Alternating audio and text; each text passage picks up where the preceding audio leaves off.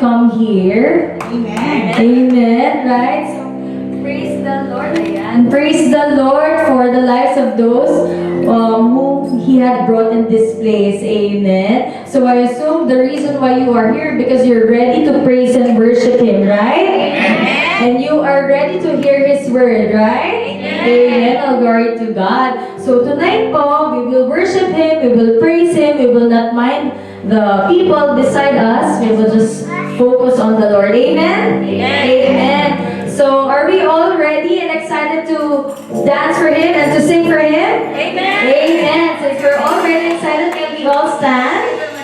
Ayan, all glory to God. Amen. So before we start po, let me just read to you our this verse. So this verse is from 1 John 1 to 9. Chapter 1, verse 9. Ayan po. Okay, can we all read? If we confess our sins, He is faithful and just and will forgive us our sins and purify us from all unrighteousness. Amen. So, this month is all about consecration. Okay, so for those who doesn't know consecration, consecration means setting ourselves apart from the world, okay, for God's purpose. Amen. And you know what? Consecration begins with a clean heart. Can we check our hearts tonight? Amen. All right. So, and you know, a clean heart, it begins with confession. It says there on the verse, if we confess our sins. Amen. So tonight, before we worship Him, before we praise Him, we humbly come down to Him and, you know, acknowledge that we have sinned. Amen. And it says there, He is faithful and just to forgive us. He will not only forgive us, but He will purify us. Amen. So this is the very meaning of a consecrated life. Amen? Amen. So let us all pray. Let us close our eyes po and bow our heads. Let us be in the attitude of prayer. Hallelujah, Jesus. Hallelujah, our Father God in heaven, Lord. We praise You, Lord God. We glorify Your name, Panginoon. We acknowledge Your Holy Spirit in our midst, Father God. Lord, maraming salamat, Panginoon, for this wonderful night, Panginoon. Lord, we thank You, Panginoon, for our hearts full of gratitude, Panginoon, and full of excitement, Panginoon, to meet You once again, Father God. Lord, we pray, Panginoon, and we humbly come down to You, Father God, asking for forgiveness and mercy, Panginoon, Lord God. You know, Panginoon, kung ano man mga nilalaman ng aming mga puso, Lord God, we surrender it all to You, Father God. We let it go, Panginoon, because we know, Panginoon, that You are in control, Father God. Hallelujah. Lord, tonight, we just want to experience You, Panginoon. We just want to experience Your fullness, Father God. Your mighty works, Panginoon. We know that You are a miracle-working God, Father God. Tonight, Ikaw lang mag-glorify, Panginoon. We praise You, Lord. Come before us, Father God, in Jesus' name. Lord, we praise You. We glorify Your name. In Jesus' name we pray. Amen and amen. Amen. Hallelujah. You're ready to dance and sing for the Lord? Amen. Amen. Hallelujah. So let us lift our voice.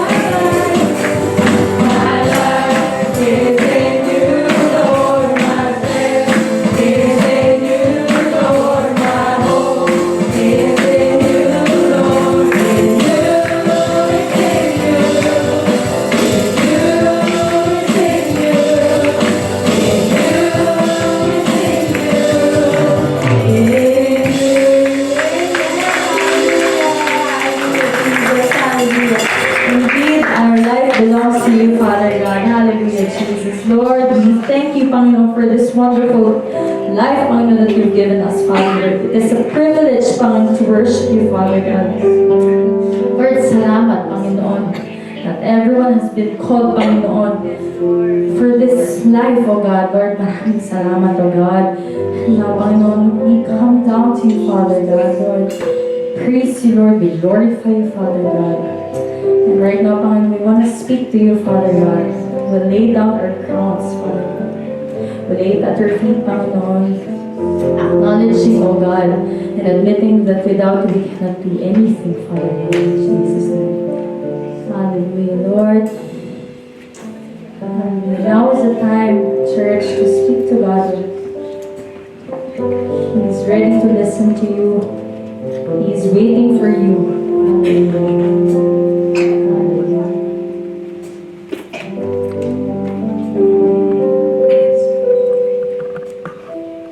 We fall down, we lay our crowns at your feet, Lord Jesus. The greatness of your mercy and love at your feet, Lord Jesus. We fall down, we fall down, we lay our crowns at your feet, Lord Jesus. The greatness of your mercy and love at your feet, Lord Jesus. We cry, holy, holy, holy. We cry, holy, holy, holy. We cry, holy, holy, holy is the Lamb.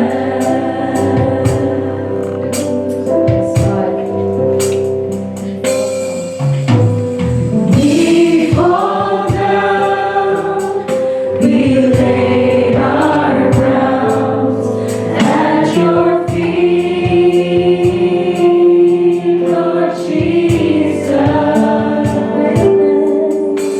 The greatness of your mercy and love at your feet, Lord Jesus.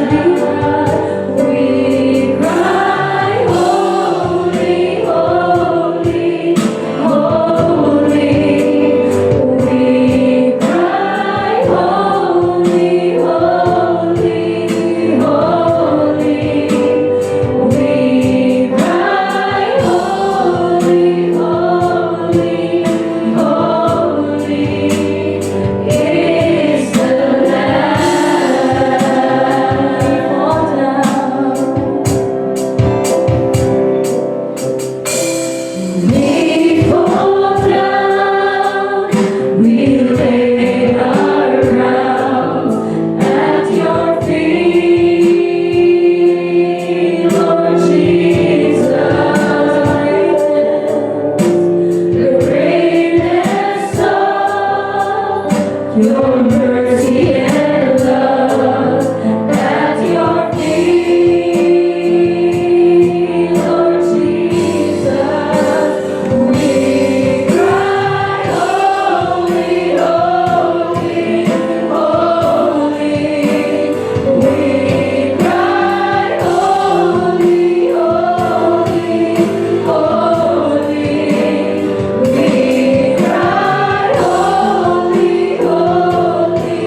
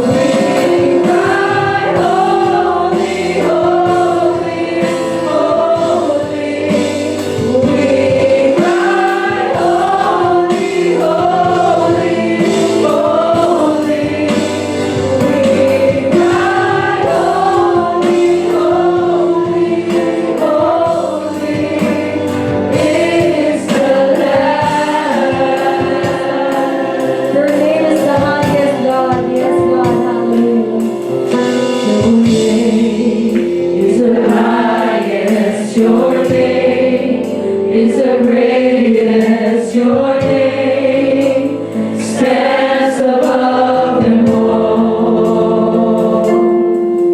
All thrones and dominions, all powers and positions, your name stands above them all.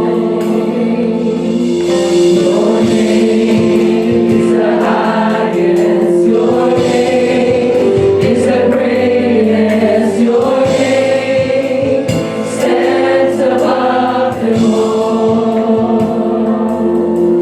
All thrones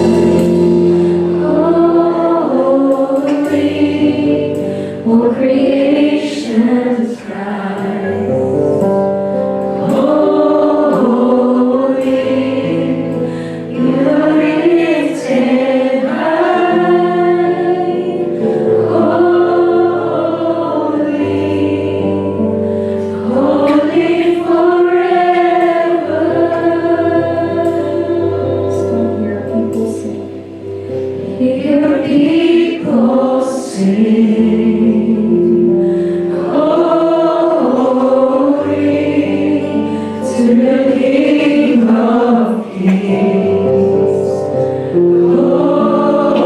Holy, you will always be. Holy, holy forever.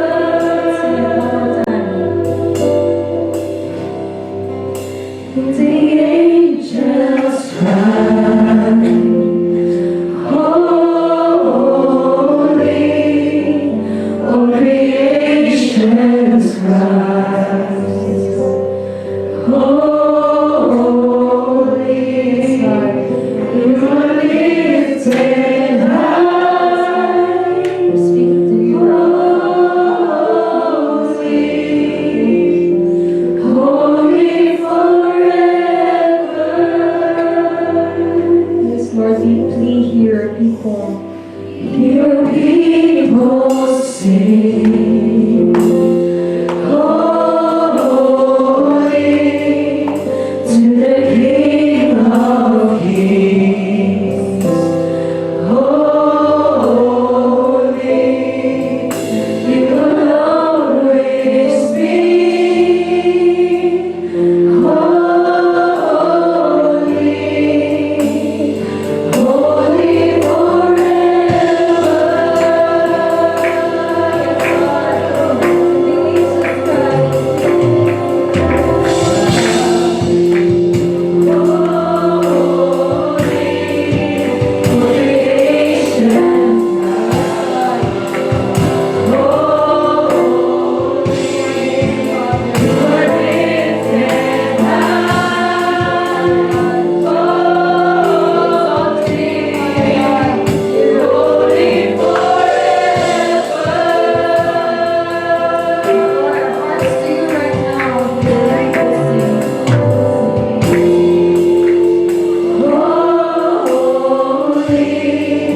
to the King of Kings. Holy, we will always be. Holy, holy forever. Hallelujah, Jesus. Hallelujah.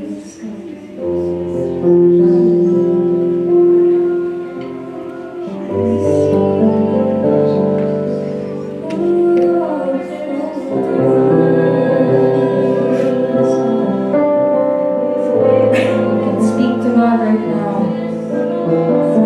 He listens to you. Just want to come before His own Lord. Just want to experience you, Father. God. Thank you, Jesus. Thank you,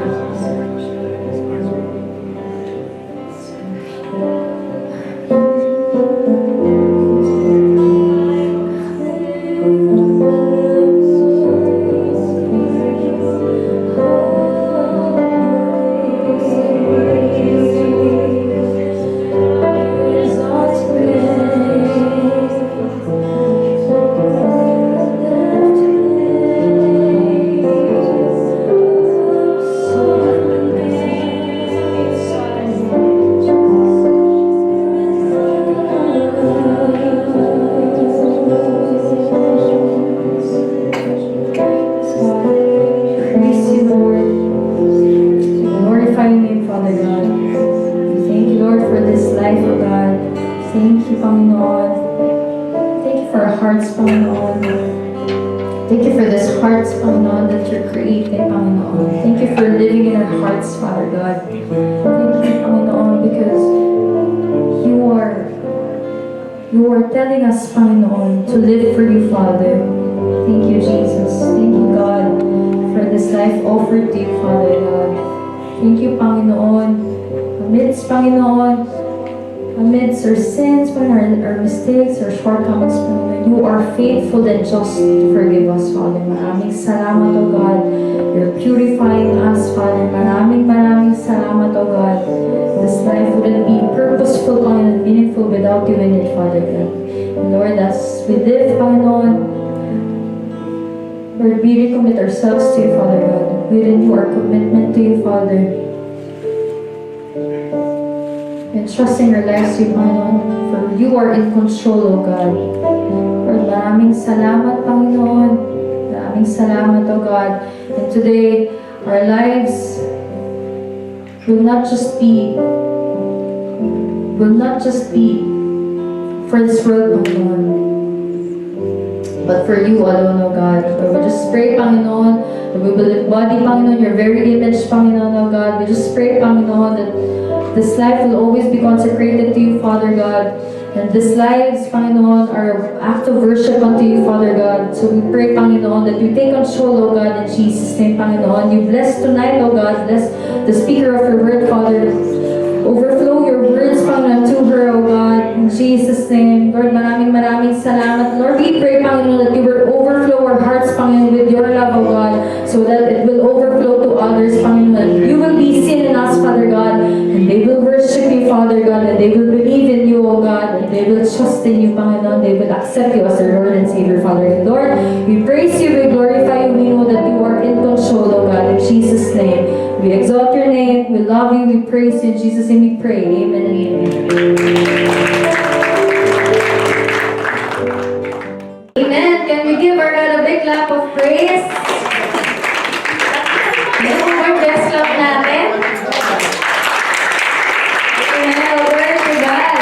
Okay, so again, I'm gonna ask you, are you ready and excited to hear His word? Again, are you ready and excited to hear His word? Amen. Okay, so let me introduce to you the vessel of the word of God tonight. So she is a woman of God, and she is one of the emerging leaders of this church. All glory to God. So can we give our God a mighty clap of praise for the life of our dear Ate Dayan?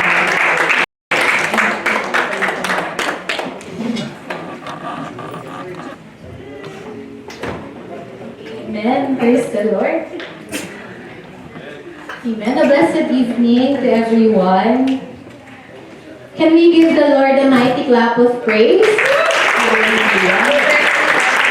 Praise the Lord for the life of each and everyone who came here tonight. I know most of you came directly from work. But glory to God because you chose to be here. You could have been elsewhere right at this moment, but the Lord brought you here for a reason. Amen. So can you just tell your seatmate, I am glad you're here. So can we all stand again and read the word of God? Amen. So our main verse comes from the book of Judges 13, verse 4 to 5. So let's all read. So be careful, you must not drink wine or any other alcoholic drink, nor eat any forbidden food. You will become pregnant and you will give birth to a son, and his hair must never be cut, for he will be dedicated to God as a Nazirite from birth. He will begin to rescue Israel from the Philistine. Alright, so let's bow our head and pray. Hallelujah. Father God in heaven, Lord, we thank you for tonight, Panginoon. We thank you for your presence in our midst, O God. We thank you for the people, Lord, na dinala mo sa lugaring ito, Lord. We thank you, Lord, that you are speaking to us tonight, Panginoon. We pray, Lord, that every words that will come out from our mouth, Panginoon, will be guided by your truth, Panginoon. And I pray, Lord, that this word will touch every heart, Panginoon. I pray, Lord, that every minds, every heart, and ears will be open, Panginoon, as they listen to your words, O God. We rebuke any works of the enemy, Lord, any distractions, O God, in Jesus' name, in Jesus' name. We thank you, Lord. We glorify your name. In Jesus' name we pray. Amen. Amen. So, did we prepare our hearts, our minds, and ears tonight for the Word of God? Amen. I hope everybody's prepared, because our topic for tonight relates about preparation. So, as some of you may know, our community were given a topic for the month of April about preparation, specifically spiritual preparation. So the question is, how do we prepare spiritually?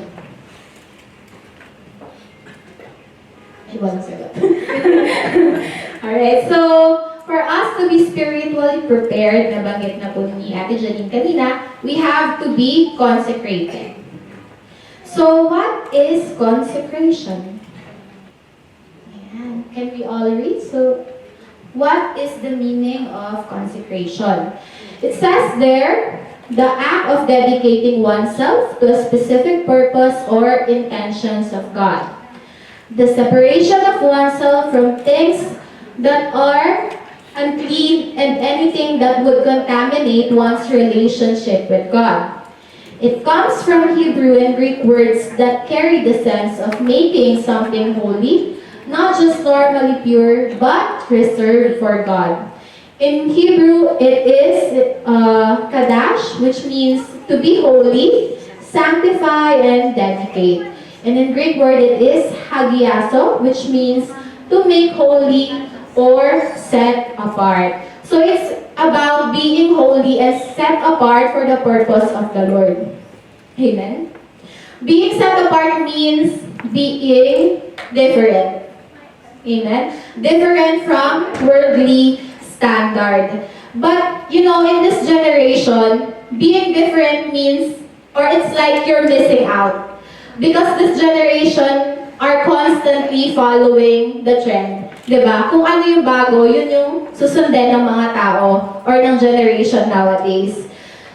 So, people nowadays are constantly following the trend. It's like automatic sa buhay ng tao kapag may bago yun yung susundin nila. They even have this thing called FOMO. Do you know what's FOMO?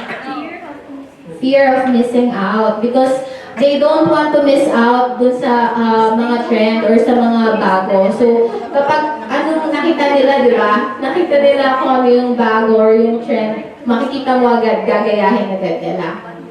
Amen.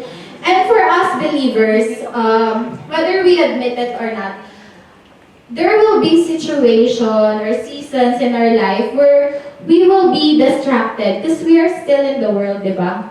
Iba yung standard ng world sa standard ng ating Panginoon. So, tonight, our topic is about guarding our consecration. Amen. Can you tell your seatmate, guard your consecration. Guard your consecration. So, I want to share with you a story of a man who was dedicated to God from birth.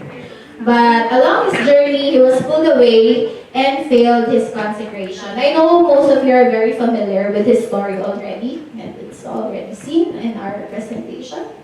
His name is Samson. So, yeah, let's read. So, again, in Judges 13:1-5, again, the Israelites did evil in the Lord's sight. So, the Lord handed them over to the Philistines, who oppressed them for 40 years. In those days, a man named Manoah from the tribe of Dan lived in their town of Zorah. His wife was unable to become pregnant, and they had no children. Verse 3, the angel of the Lord appeared to Manoah's wife and said, even though you have been unable to have children, you will soon become pregnant and give birth to a son. So be careful, you must not drink wine or any alcoholic drink, nor eat any forbidden fruit. You will become pregnant and give birth to a son, and his hair must never be cut, for he will be dedicated to God as a Nazarite from birth. He will begin to rescue Israel. Amen.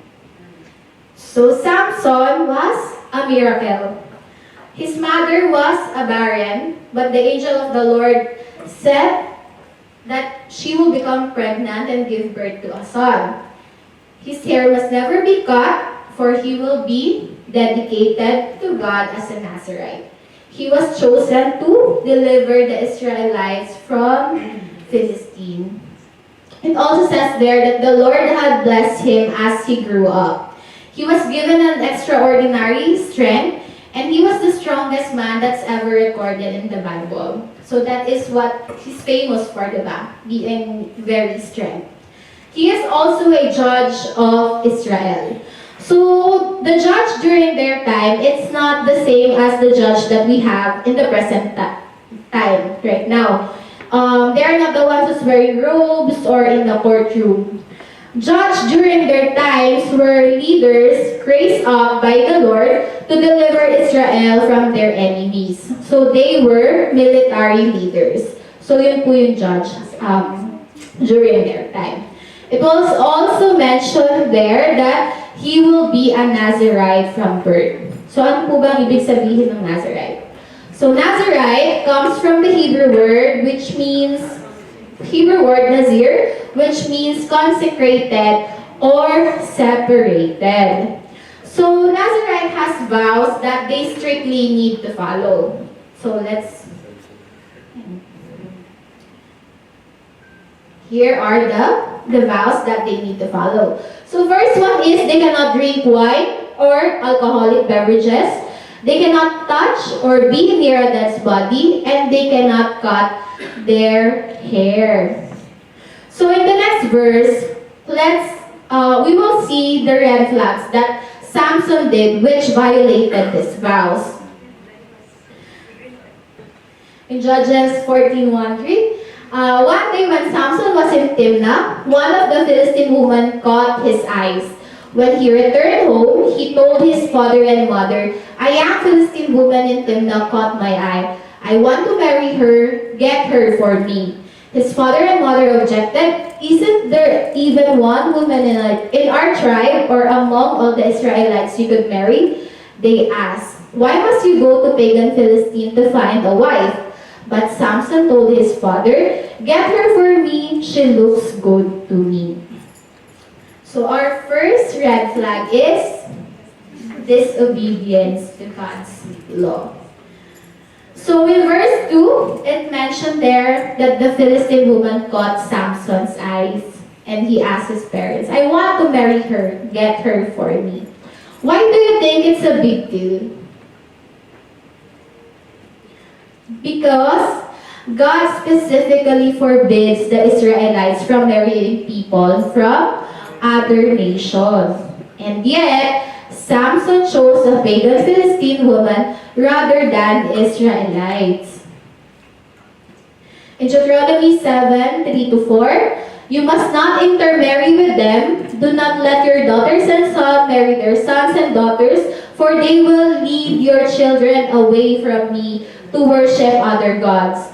Then the anger of the Lord will burn against you, and he will quickly destroy you." So it's really a big no-no because Samson was dedicated to God, and yet he chose someone who worshiped a different God. Amen? He disobeyed God's command not to marry with foreign nation. So it's really important that when we choose a partner, they must also worship the same God, right? Because if they worship or if they have a different belief, they could distract us and lead us away from the Lord and could lead to disobedience. I don't know if you heard stories about believers who are engaging in a relationship with a non-believer. Just like here, it was mentioned, it was commanded by the Lord that we should not engage with someone who worship a different God. Kasi nga, we have different beliefs eh. If you are in a relationship with them, they have a different, kumbaga, there will be conflict because they're in this way and you're in this way, right? So, we must be very careful. Hindi lang siya, it was not just something na parang, oh, wag ka lang makipag-relationship sa kanila. There is a reason because they could really lead us away from the Lord. Amen? So, but Samson said, "Get her for me, for she looks good to me." If you will notice in the first verse, his parents even objected saying na, "Why must you go to Philistine woman to marry someone Is there any, parang wala ba dito sa tribe natin na pwede mong pakasalan? Bakit out of all people, talagang pagan Philistine pa yung napili mo? Remember, Samson was chosen to deliver Israel from the Philistine. Amen? And yet, he's choosing someone to marry from the same nation, from the Philistine. But Samson said, "Get her for me, she looks good to me." Sabi niya. Maganda kasi siya eh. It caught his eyes. So, pasok siya sa standard ni Samson. So, can you see what's at work at Samson's life at this moment? It is his self-will. Samson's self-will over God's will. He chose his self-will over God's will. He didn't seek the will of the Lord and simply saying, "She is just right in my eyes." Amen. So he made a decision out of his emotion. Kasi nga, nag-love at first sight si Samson. Amen. Remember, we don't do things just out of our emotion. Amen. Just because it feels right, it doesn't mean it is right. Yes. Amen. So can you tell your seatmate, we don't do things just because it feels right. We do what is right.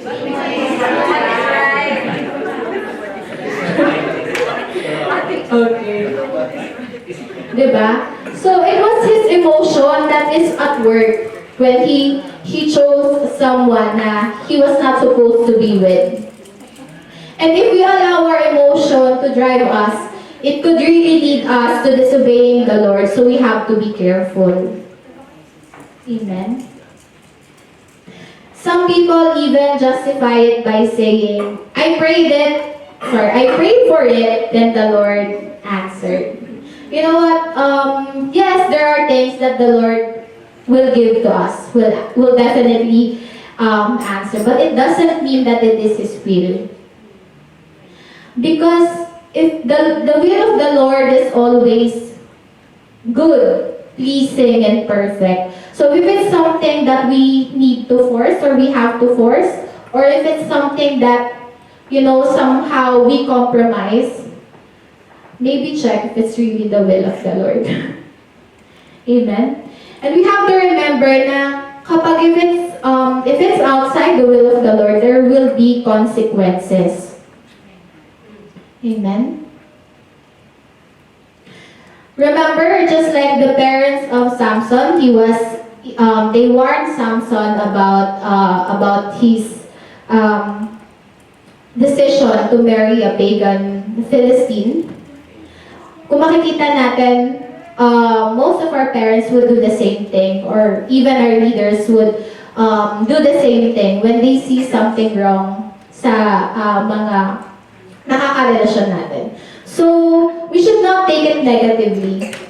We should really check and ask the Lord for the guidance if it's really His will. Amen. It also says in 2 Corinthians 6:14, don't team up with those who are unbelievers. How can righteous be a partner with wickedness? How can light live with darkness? So that's what I'm saying earlier. We cannot really engage to someone who has a different beliefs because there will be conflicts. It's like we're serving two masters, diba? We cannot follow the will of the Lord and at the same time follow our self-will. Amen. In Judges 14:5-7, as Samson and his parents were going down to Timnah, a young lion suddenly attacked Samson near the vineyards of Timnah. At that moment, the Spirit of the Lord came powerfully upon him, and he ripped the lion's jaw apart with his bare hands. He did it as easily as if it were a young goat, but he didn't tell his father or mother about it. When Samson arrived in Timnah, he talked with the woman and was very pleased with her. So Samson went to the vineyard. So second red flag is exposure to temptation. So ano bang meron sa vineyard? Grapes. And what was the first vow of a Nazarite? They cannot drink wine or any alcoholic beverages. And saan gawa yung wine? Sa grapes. So he violated the Nazarite vow by approaching the vineyard. So Samson was forbidden to drink wine, and yet he is placing himself in a position where his consecration could be compromised, because he was not supposed to be there. Amen. Remember the story of King David when he committed the sin with Bathsheba. David was supposed to be in a battlefield, leading his men and fulfilling his purpose. And yet, he chose to stay, and boom, that's when he saw Bathsheba and committed the sin. He was not supposed to be there. If you'll notice, Samson and David has similarities. Because Samson was a judge, and David was a king. And both of them are leaders appointed by the Lord to deliver Israel. They both have an assignment from the Lord. But instead of fulfilling that assignment, they went to a place they were not supposed to. So, amen. So, example, nowadays, you will see believers who are somehow doing the same thing. You know, going on bars or club or concert, indulging in worldly song. Is it the right place for us? Is it the right place for us as believer who has a purpose given from the Lord? Amen? It's not.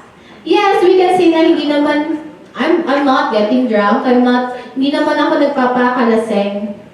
But being on that place is already a big deal because we are not supposed to be there. We are set apart. We were consecrated to live a different life. Live a life different from the worldly life. Amen? And concert, indulging in worldly song. Diba? We cannot do that. We cannot indulge in a worldly song and at the same time sing song and worship the Lord. Amen? So we cannot do those things because we can say na pumunta lang naman ako doon, di ba? But temptation can arise when we get too close to the things we are meant to avoid. Amen? It says in Proverbs 4:14 to 15, do not set foot on the path of the wicked or walk in the way of evildoers. Avoid it, do not travel on it, turn from it, and go on your way. So, we cannot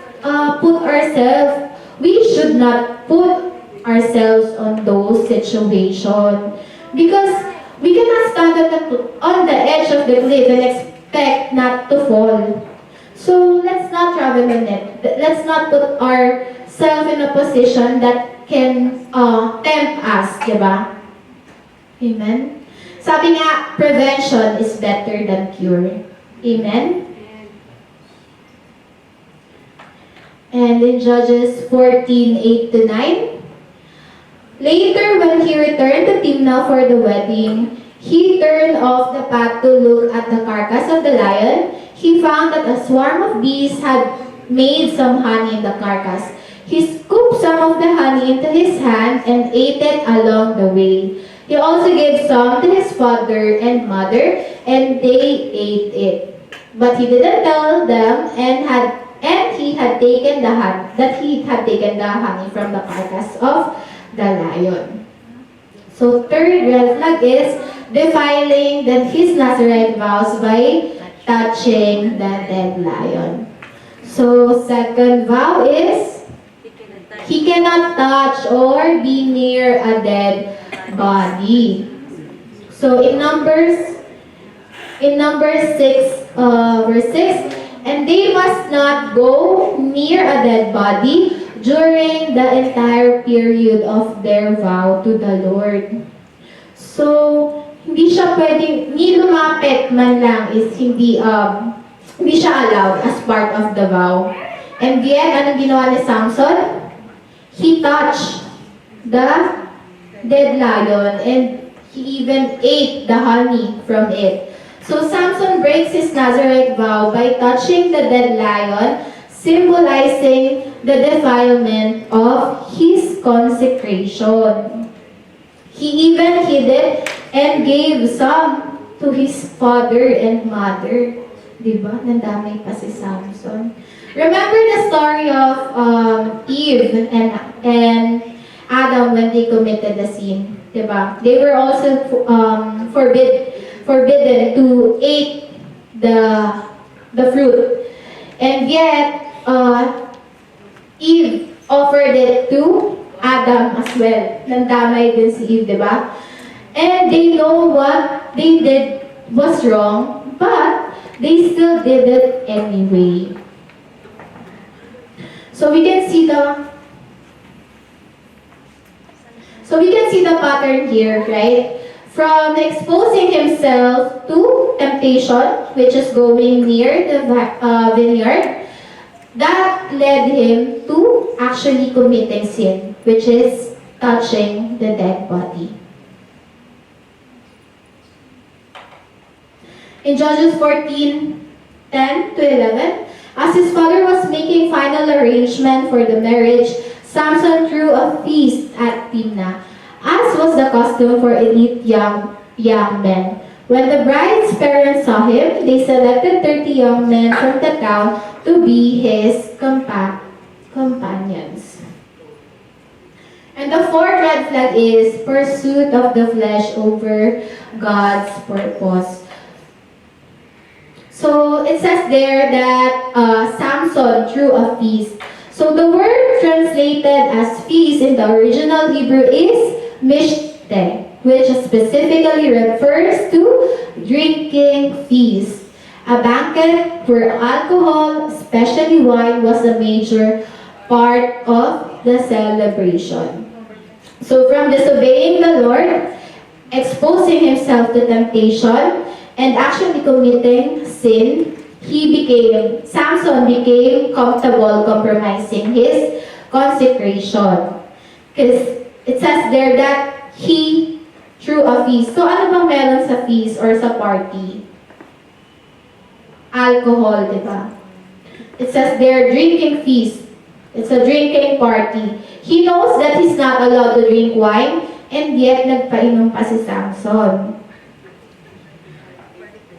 Nag-party-party pa siya. So he became comfortable with disobeying the Lord.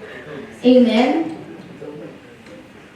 And Samson compromised and disregard his sacred calling. You know, at first, sin will make us feel guilty, convicted, and uneasy. Amen? But the more we do it without repentance, the more our heart hardens. Nagiging easy na lang sa atin na gumawa ng kasalanan and mag-disobey sa Panginoon. We thought it's just a simple compromise or small compromise. And sometimes, it might seem harmless at first, but over time, they can lead to big consequences. Because compromise weakens consecration.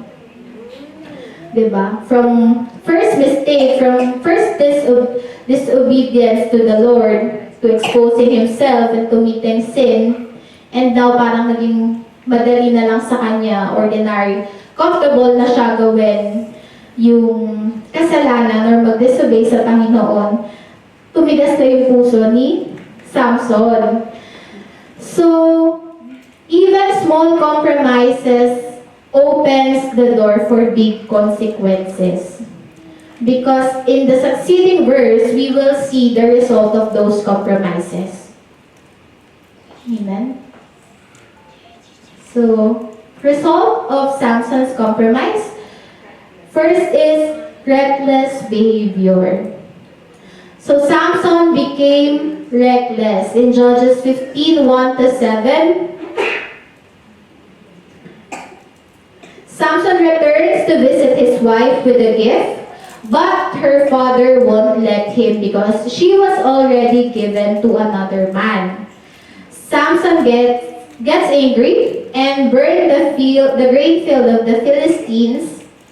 He caught 300 foxes, tied torches to their tails, and released them into the Philistine grain field, destroying their crops. So of course, the Philistine was furious, and they found out that it was Samson who did it. So in return, the Philistine burned his wife and his father. And again, Samson got mad and vowed that he won't rest until he take a revenge on them. So in verse 14-17, Samson killed thousands of Philistines using a jawbone of a donkey. So we will see there, he burned the Philistine grain fields and he vowed out of vengeance, and he killed thousands of Philistine because he was furious that his wife was given to another man. So he made a reckless decision to burn the field of the Philistine, which also caused his wife and her father to be killed. Yes, the Lord chose Samson to deliver to fight the Philistine, but the Lord also told us that not to do things out of recklessness and vengeance. Amen. Because it says in Proverbs 20:22, don't say, I will get even for this wrong. Wait for the Lord to handle the matter. So, we can see the changes dun sa behavior ni Samson, which was the result of his compromise sa kanyang consecration. Because sin never stays small. It grows. When we get comfortable with sin, we might think that we got it under control. But we didn't realize that it is slowly controlling us. Amen? And it will be seen sa ating action. Do you think it's the will of the Lord to we act out of our vengeance or out of our emotion, even sa enemy natin or sa kaaway natin? No. Amen. Second is spiritual blindness. Samson became spiritually blind. In Judges 16:4-18, Samson fell in love with a woman named Delilah. Delilah was paid by the Philistine rulers to discover Samson's strength and capture him. Delilah repeatedly tried to trick Samson to tell her what makes him weak. So Delilah asked him 4 times, and the first 3 times, Samson lied to her. So first one is, he told her that if he will be tied up with 7 new bowstring, he would be weak. So Delilah told the Philistine about it, and they thought that it is the secret kung bakit malakas si Samson. But of course, they failed because hindi naman yun yung reason. So, second, he told her, so Delilah tried again, and he told her if he will be tied with new ropes, he will be weak. But again, Delilah told the Philistine and failed again. And the third time, he told her that if his hair will be weaved into a heirloom, he will be weak. But of course, Delilah failed again. So, na-frustrate na si Delilah nagtantrums na siya kay Samson, and she told her, "You don't love me because you've made fun of me 3 times already." So Delilah tormented him with her nagging day after day until he was sick to death of it. Amen. So hindi na-realize, hindi napansin ni Samson, no, because he was really in love with Delilah. Hindi man na siya nagtaka na unang beses siyang tinanong ni Delilah kung ano yung secret, kung bakit siya malakas. Tapos biglang pumasok yung Philistine. Wala man lang siyang pagtataka or hindi niya man lang naisip na paano nalaman ng Philistine na na yun yung weakness ko. Kay Delilah ko lang naman yun sinabi. Diba? He didn't realize that he was already being manipulated by Delilah. That was 3 times already, diba? So, Samson finally gives in and tells her the truth. That he is a Nazarite and he was never cut his hair. That if his head were shaved, he will become weak as anyone else. So Delilah realized that he finally told her the truth, so she called the Philistine rulers to come back. Amen. It's there. So hindi niya Samson failed to recognize the danger of him telling Delilah the secret ng kung bakit siya malakas. And as a result, number 3, God's power left him. So in verse 19 to 21, Delilah made Samson asleep and called a man to shave his head. The Philistine came and captured him. At first, he thought he would just easily defeat them, but he didn't realize that the Lord had left him. Amen. It's there. So he was captured and they even blind him literally. They removed his eyes, chained him, and imprisoned him. So his compromise led him to his downfall, and he drifted away from God's purpose. So nakita natin, yung akala natin na small compromise lang, it lead to the big consequence to the point na God's power had left Samson already. But he didn't even realize that because he was so blind already. He was supposed to rescue the Israelites from Philistine. But because of his compromise, he was the one who was imprisoned instead. Amen. So remember, sin is only fun for a season, but it always ends in tragedy. Diba? Nakita natin sa buhay ni Samson, he started strong, but then he ends wrong. Amen. So now, the question is, how do we guard our consecration? First is, consecration begins with calling. So just like Samson, we are not an accident. It's not an accident that you're here. We are appointed and we are called.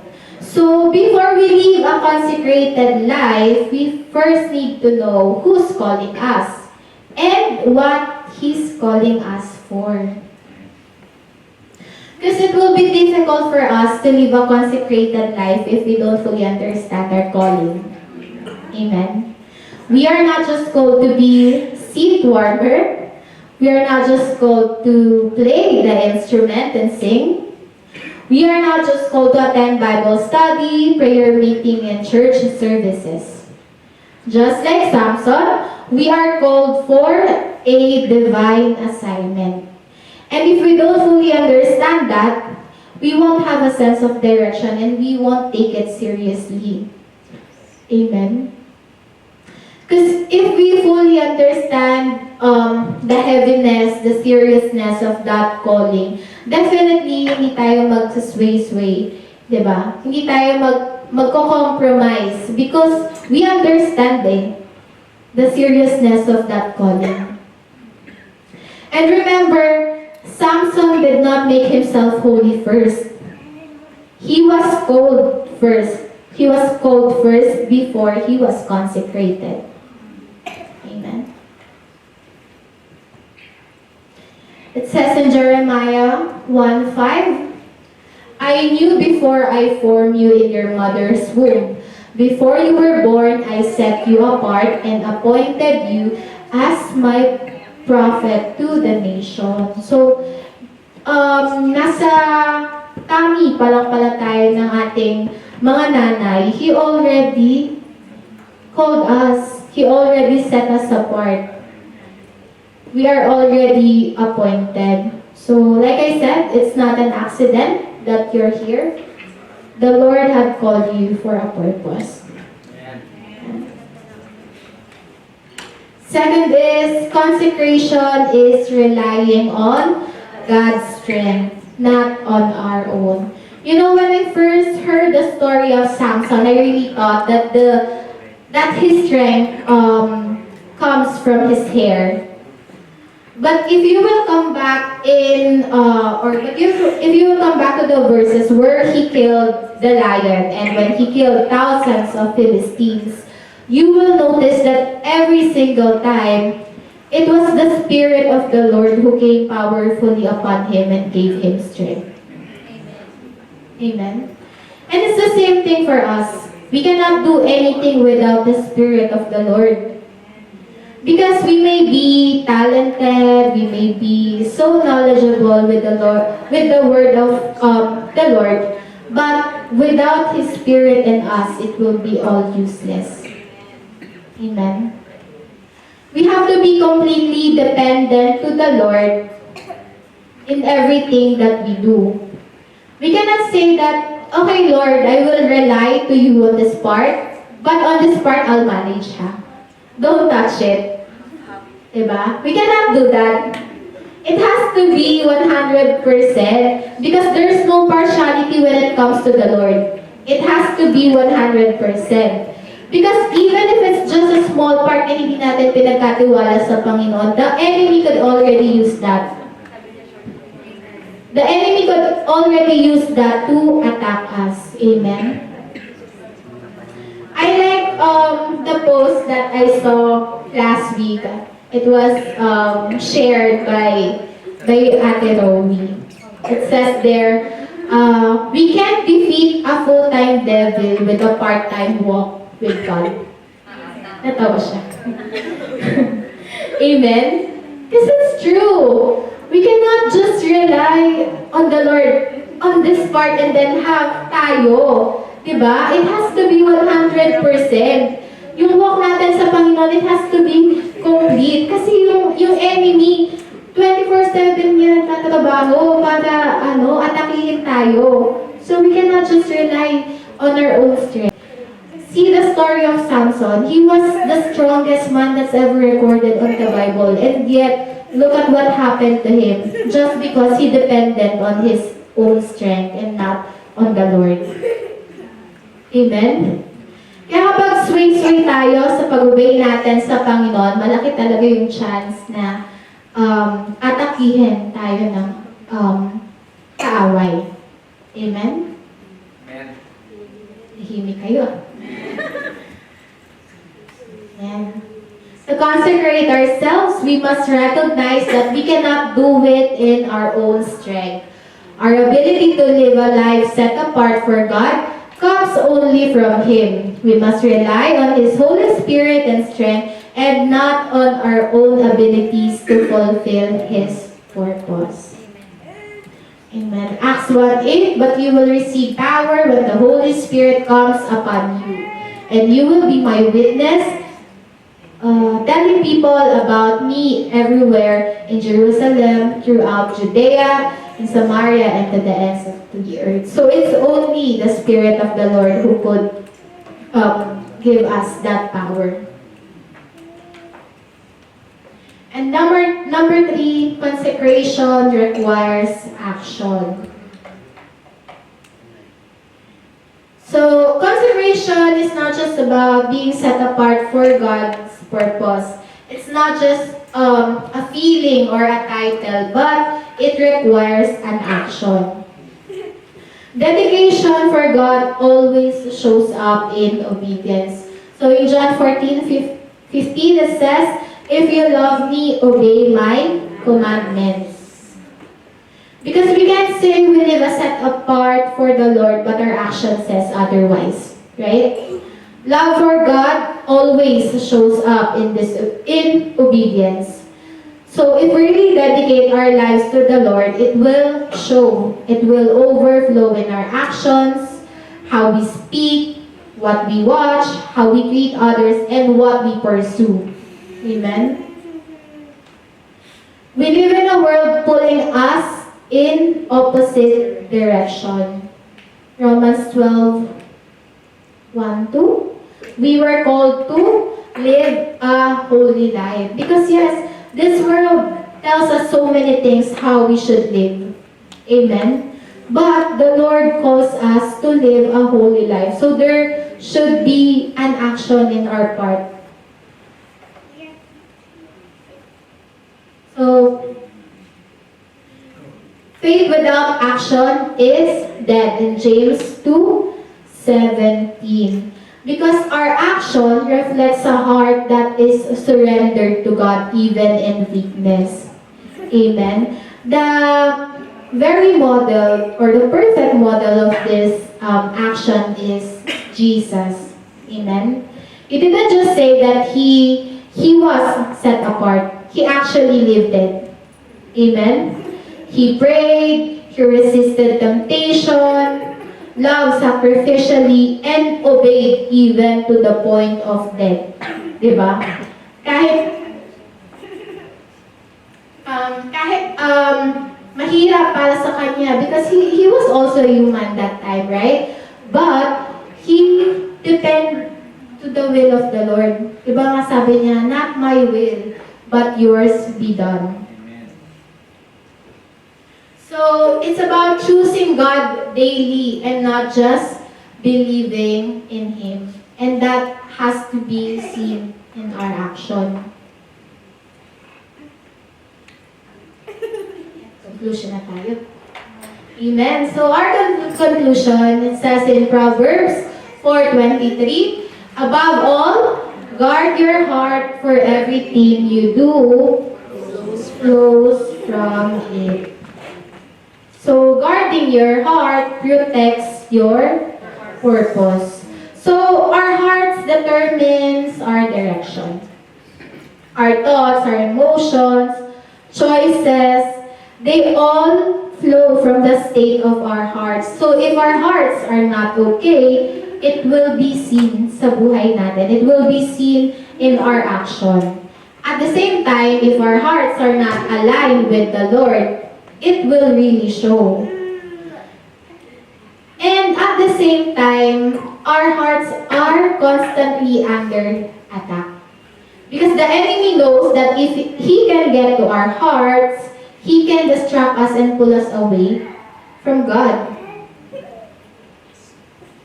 I heard someone said that when you're a Christian, you're not supposed to feel anything anymore.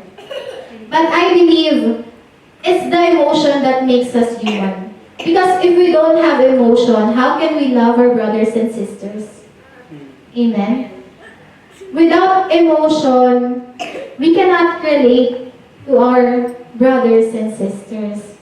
It's just that is why the Lord gave us wisdom and command us to guard our hearts.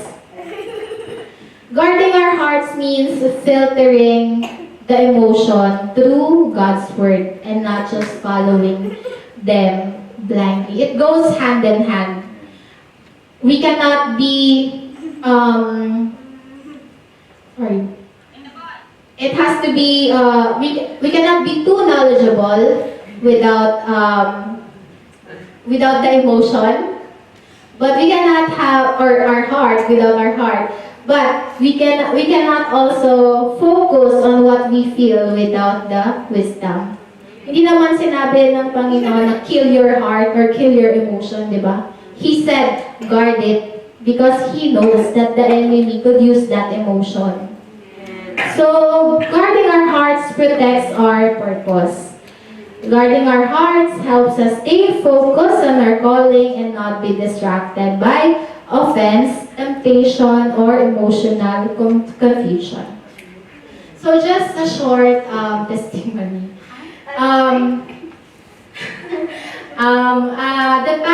While I was doing this preaching, the past week has been quiet. Ano bang may tatawag ko doon? Basta a lot of things happened in the past week, and somehow I can't help but, alam mo yun, maging emotional. To feel the emotion, yeah. And sabi ko sa Lord, my heart was not really okay, and I asked the Lord, Lord, my heart is not okay, and I feel like I cannot stand there and preach because I know my heart, it's not okay. So I prayed that if it's not His will for me to stand there and deliver His word, I pray that He will make a way. But you know, the Lord told me specifically that even there are things or situations that would cause us pain or offenses, He stayed with us. He did His purpose. Diba? So, here I am, standing and sharing the word of the Lord despite of, sometimes mahirap talaga kasi talagang doon ka itetest eh. I even asked the Lord talaga, Lord, bakit naman ngayon pa kung kailan medyo sumasabay talaga siya. It's really distracting. It's really, talaga kapag ina-atake ka with your emotion, it's really hard. But praise be to God, because without His wisdom, without His guidance, I wouldn't be here standing and sharing His word.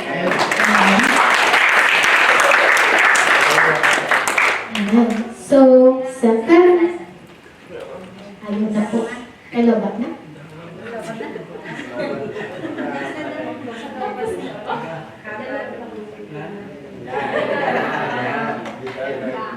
Okay, 1 John 1:9, it says, but if we confess our sins to Him, He is faithful and just to forgive our sins and to cleanse us from all wickedness. Repent and return to God when you fail. So in verse 28, Samson prayed to the Lord. This was after he was captured already. He says, Sovereign Lord, remember me again, O God. Please strengthen me just one more time. With one blow, let me pay back the Philistine for the loss of my 2 eyes. Then Samson put his hand on the 2 center pillars that held up the temple, pushing against them with both hands. He prayed, let me die with Philistines. And the temple crashed down on the Philistine rulers and all people.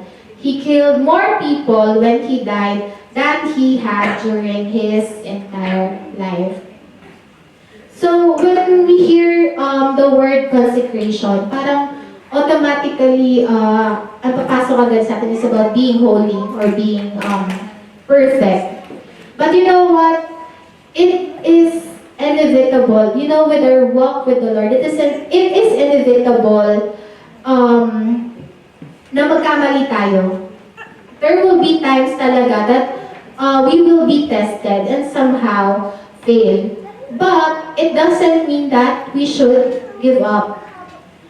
So, we must always return to God in repentance and recognize that His grace is greater than our mistakes.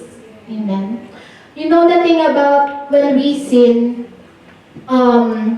it takes away the hope na pag nagkamali ka, talagang i-convict ka na, you already made a mistake. How can you still go back to God?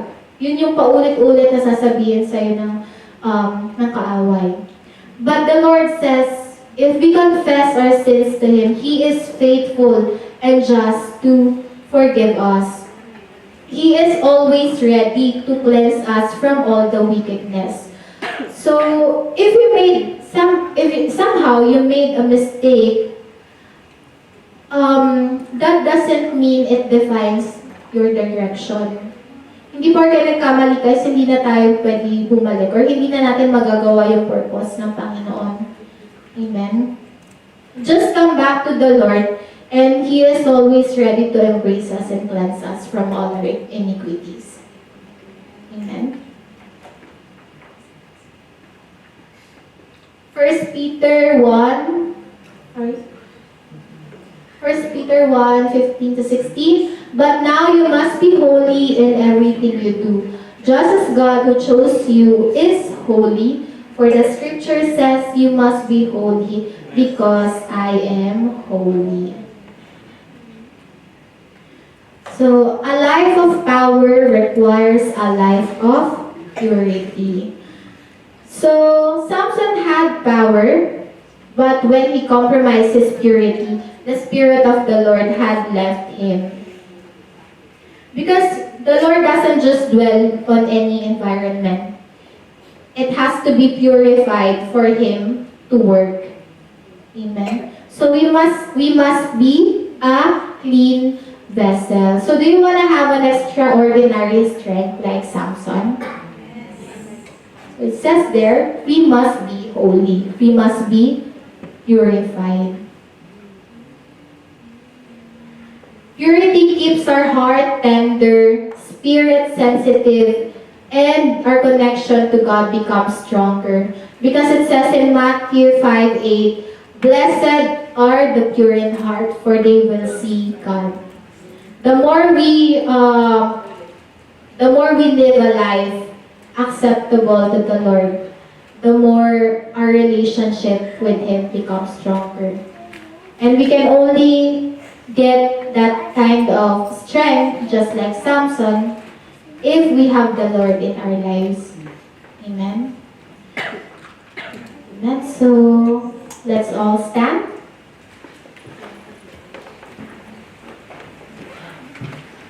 Amen. So, as we pray tonight, if the Lord is speaking to you right now, if you're someone who made a mistake or you found yourself somehow failed,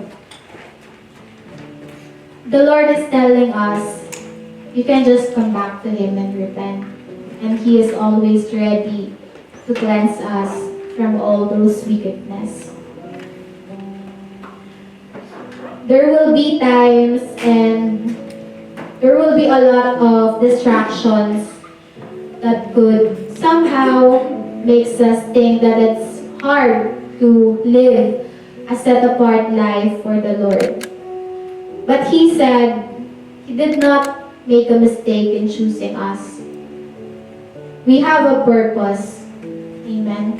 Just like Samson. He will not put us in a position or in a situation na alam niyang hindi natin kaya. So as we pray, just ask the Lord to cleanse us, to purify our hearts. Ask Him to give us the strength to walk on that divine purpose or divine assignment that He prepared for us. Amen. So, let's sing His word. Be as gold and precious silver, purify my heart.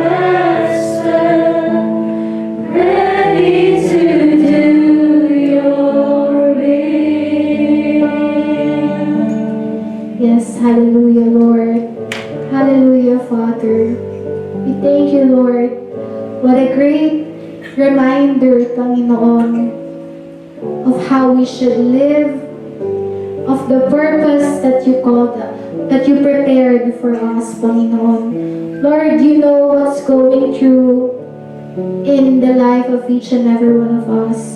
You know our situations, Panginoon. And Lord, we acknowledge, O God, that without you, Panginoon, we cannot do anything, Panginoon. Without your Spirit, O God, without your presence, Lord, we cannot do the purpose that you prepared for us, Panginoon. Lord, you know our situations, things that are distracting us, Panginoon, from doing your will sa buhay namin, Panginoon. Lord, we pray, O God, that you will guide us, Panginoon. Search our hearts, O God. Search our minds, Panginoon. We pray, Lord, that your Spirit will dwell in us, O God, so we can walk sa purpose na inihanda mo sa amin, Panginoon. Lord, we entrust to you everything, O God. We entrust to you our lives. We entrust to you our hearts, our minds, O Lord.